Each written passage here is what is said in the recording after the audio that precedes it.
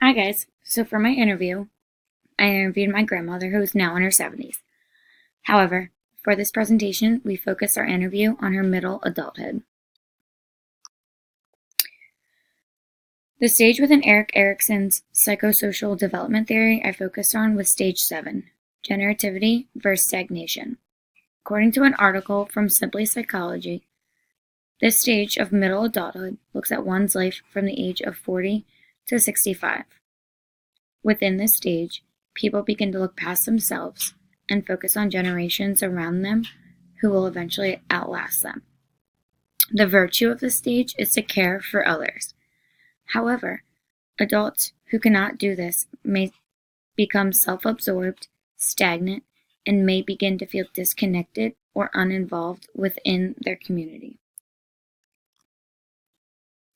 Some important life experiences my grandmother went through were becoming a grandparent to 3 grandchildren, now aged 28, 26, and 24. Changing her career from the lawyer's office environment to the Mary Campbell Center.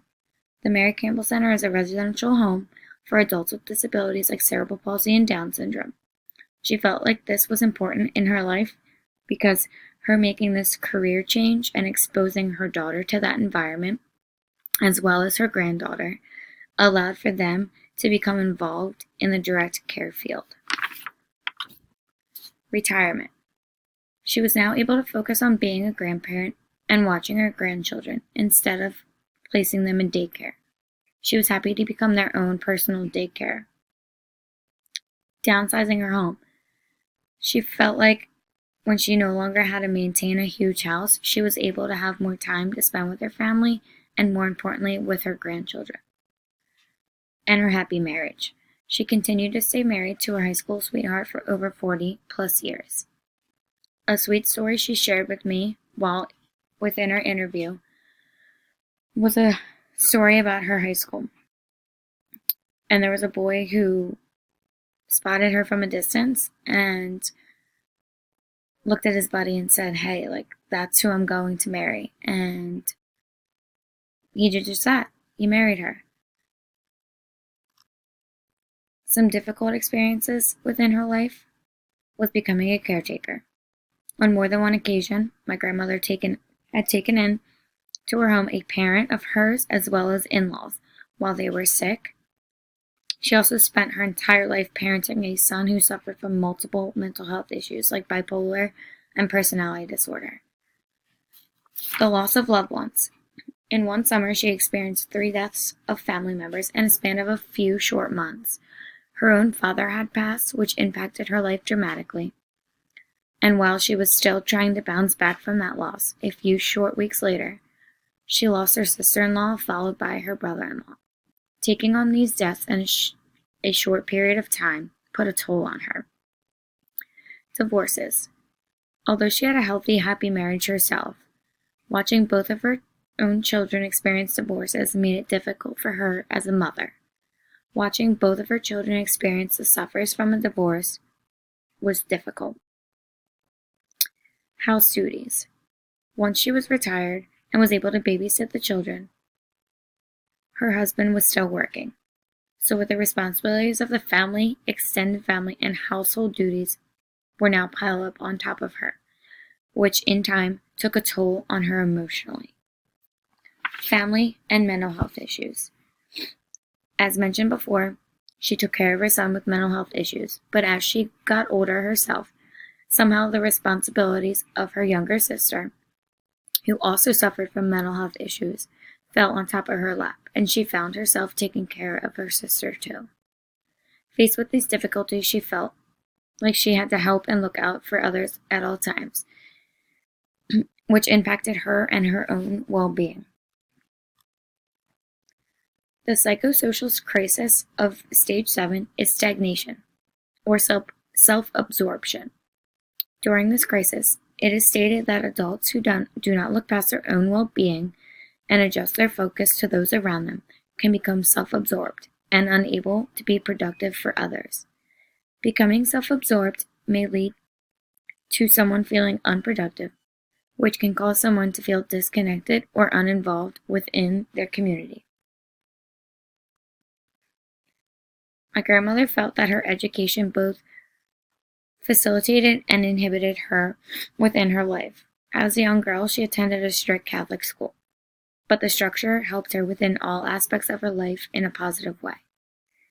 She felt the uniforms to the lineup drills to the structured, standardized testing, that these strict features of Catholic school helped her as she grew. However, throughout high school, as she went on to focus on the idea of college, she quickly experienced diversity from her own father. She was told that girls did not need to go to college and continue their education. She was told that they needed to get married, get a job. And as a female, college was not what she was supposed to do.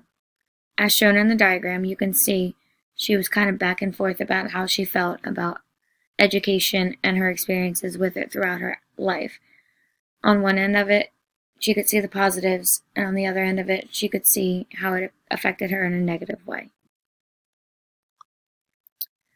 When talking to her about oppression, my grandmother struggled at first to understand where oppression lied within her own life experiences. But when I questioned how she felt growing up as a female, she quickly remembered feeling oppressed. She went on to share with me the harsh truth of women within the workforce, and she said she got called into a room in hopes to get a position at work one day, only to be told that that position she had trained long and hard for would not be given to her, simply because she was a female and belonged in a secretarial role. In the end, the job position was in fact given to an unqualified male only because of his gender. Within her family, raising a child with severe mental health issues, at the time she failed as a parent. At times she felt she failed as a parent. The lack of research years ago and the lack of resources made her feel like she was unable to raise her family, as she once aspired to do so. She felt that the lack of resources inhibited her as a parent. She carried the burden that she did not only fail herself as a parent, but failed her child as well, because she was unaware of helpful resources. These feelings can stem from the lack of interactions between her home and her community to find the necessary resources. The additional theoretical perspective I focus on to share more aspects of my interviewee's life is the ecological theory by psychologist Bronfenbrenner. This theory looks at the human development of the individual, the environment, and the interactions between both. The way someone perceives their environments and experiences affects their well-being.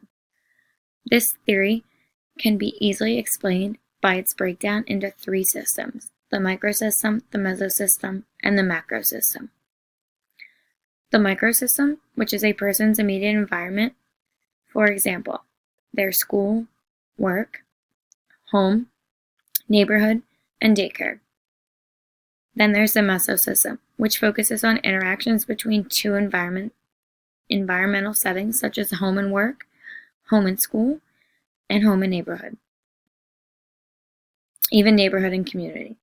And the macrosystem, which encompasses all of the ways cultural factors affects a person's environment based on their norms, values, and beliefs. The first system, which I believe plays a huge role in my interviewee's life, is the macro system. My grandma was born in Liverpool, England, and did not come to the United States until she was about 5 years old. Her being born and having parents from the UK plays a huge role in her personal cultural values, norms, beliefs, and influences. Although at the time the UK was riddled with war, and that was the reason she came to the United States, her macro system still reflects her British background. When speaking on her British background, one story she told me, which stuck out the most, was about my interviewee's mother. Her mother was working at a coffee shop here in the U.S. when a black man walked into and sat down. Without hesitation, her mother served this man coffee. Her values and beliefs were to serve this man and not to discriminate because of his color. However, she got in trouble at work for doing just that. Within her mesosystem, it shows the interactions between all of her environments. For example, you see the interaction between her home and her neighborhood, her home and her school, her home and her work, her school and her neighborhood, her school and her work and her home, her work and her neighborhood. And overall, coming from England, she kept her interactions with her environments to a minimum. She was very reserved and kept to herself and the growing of her family. She did, however, expand her circle a little bit and began volunteering at her kids' work to create more of a community here in the United States for herself and her family.